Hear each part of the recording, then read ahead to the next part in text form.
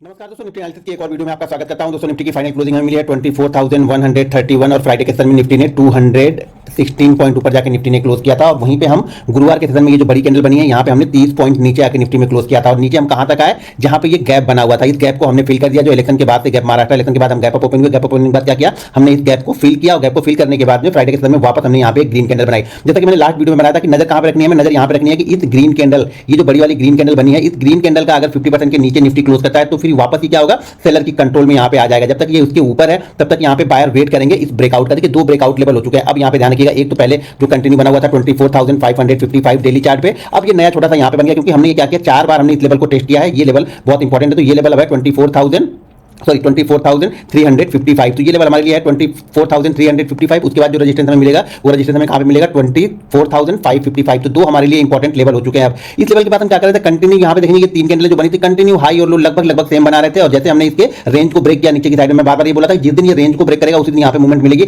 और जैसे रेंज को ब्रेक किया यहाँ पे नीचे की साइड में मूवमेंट हुई। और ये मूवमेंट हुई कहां तक, जहां पे हमने ये गैप बनाया था। उस गैप को फिल करने के बाद फ्राइडे में वापस ग्रीन कैंडल बनी है। तो ये ध्यान रखिएगा, ये हमारे लिए सपोर्ट है। पहले हमारे लिए ये सपोर्ट का काम करता है, अब हमारे लिए ये सपोर्ट का काम करेगा। ये ध्यान रखिएगा, ये ग्रीन कैंडल का 50% हमारे लिए बहुत इंपॉर्टेंट है क्योंकि ये स्ट्रॉन्ग सपोर्ट का काम करेगा। ये वाला लेवल अब हमारे लिए एक नया सपोर्ट बन गया और नया रेजिस्टेंस। पहले हमारे लिए रेजिस्टेंस क्या था, हमारे लिए एक ही रेजिस्टेंस था, वो था 24,555। अब यहाँ पे हमारे पास दो रेजिस्टेंस बन चुके हैं।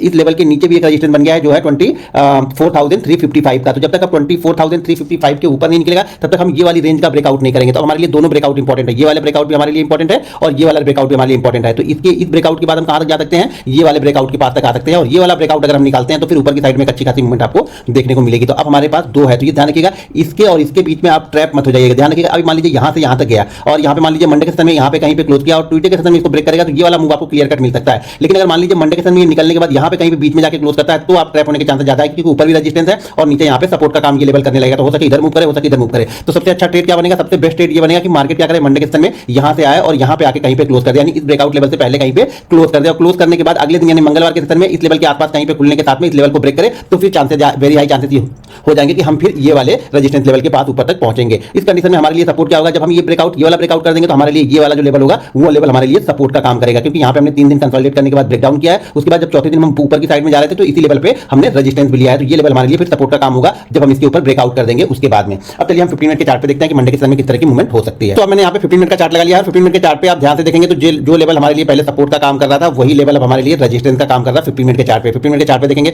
तो कंटिन्यू इस लेवल के पास जब भी हम आ रहे थे हम यहाँ पे सपोर्ट ले रहे थे। सपोर्ट लेने के बाद हम ऊपर की साइड में निकल रहे थे, लेकिन जैसे हमने इस सपोर्ट लेवल को ब्रेक किया यहाँ पे हम नीचे की साइड में, अब वापस हम जब ऊपर की साइड में जा रहे हैं तो यही लेवल हमारे लिए छोटा छोटा रेजिस्टेंस का काम कर रहा है। इसलिए बार बार बोलता हूं कि जब जो पिछला हमारे लिए सपोर्ट था वो हमारे लिए ऊपर जाते वक्त रेजिस्टेंस हो जाएगा अगर हमने उसको ब्रेक कर दिया है। तो ऊपर जाते वक्त देखिए हमारे लिए ये वाला लेवल क्या था, ये लेवल क्या है, ये लेवल हमारे लिए रेजिस्टेंस है। यहाँ पे जब ये लेवल रेजिस्टेंस है, जब हम इस लेवल को निकाल देंगे ना तो वापस ये लेवल जो हमारे लिए अभी रेजिस्टेंस बना है ये बाद में हमारे लिए सपोर्ट का काम करना स्टार्ट कर देगा। तो यहाँ पे नजर बना के रखिए, यहाँ पे अगर मान लीजिए निफ्टी इसी जोन में कहीं पे ओपन होता है, इसी जोन में कहीं पे ओपन होकर ये वाला ब्रेकआउट करता है तो यहाँ पे क्या होगा, फिर निफ्टी के लिए मूव, इस मूव के लिए निफ्टी यहाँ पे तैयार हो जाएगा। तो इंपॉर्टेंट है कि मंडे के सेशन में अगर इसी जोन के आसपास कहीं पे टाइम बिताए और टाइम बिताने के बाद हम इसको ब्रेकआउट करें तो फिर से आप देखेंगे जो यहाँ पे सेलिंग पोजीशन बनी होगी वो सेलिंग पोजीशन वापस यहाँ पे क्या होने लगी, स्क्वायर अप होने लगेगी और वापस धीरे धीरे फिर से यहाँ पे थोड़े से बायर एक्टिव होने लगेंगे। तो यहाँ पे आपकी नजर बना के रखनी चाहिए और ये बेस्ट सेटअप होगा अगर इसी जोन में कहीं पे निफ्टी ओपन होता है। तो मान लीजिए निफ्टी इस जोन में ओपन होने के बाद यहाँ पे टाइम बिताता है क्योंकि ये हमारे लिए रेजिस्टेंस भी है, ये भी नजर बना के रखिएगा। इंपॉर्टेंट ये है कि यहाँ पे टाइम बिताने के बाद जो कुछ करना है ना, टाइम बिताने के बाद करें। यहाँ पे देखिए पहले तो हम टाइम बिता ही रहे हैं, अब क्या करें, हम इस जोन में टाइम बिताने के बाद इसका ब्रेकआउट करेंगे तो हम इस लेवल ऊपर के लेवल तक पहुंच सकते हैं। ये वाला लेवल हमारे लिए रेजिस्टेंस का काम करेगा। अगर इसी जोन में हम टाइम बिताने के बाद नीचे की साइड में हमने ब्रेकडाउन कर दिया तो ब्रेकडाउन में क्या होगा, अब आपके लिए छोटे छोटे सपोर्ट मिलेंगे। दो सपोर्ट यहाँ पे आपको